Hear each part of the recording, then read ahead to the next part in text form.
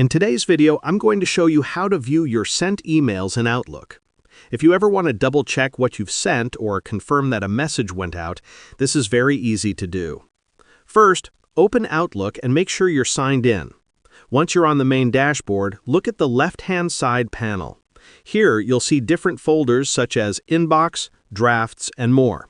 What you want to find is the Sent Items folder. Go ahead and click on Sent Items.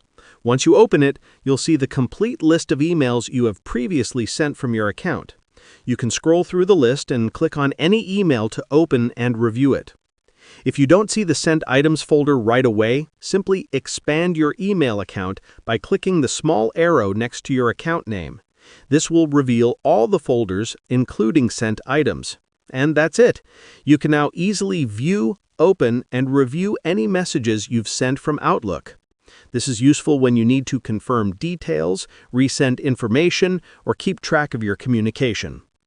If you'd like, I can also prepare a script on how to view deleted emails, drafts, or email tracking in Outlook.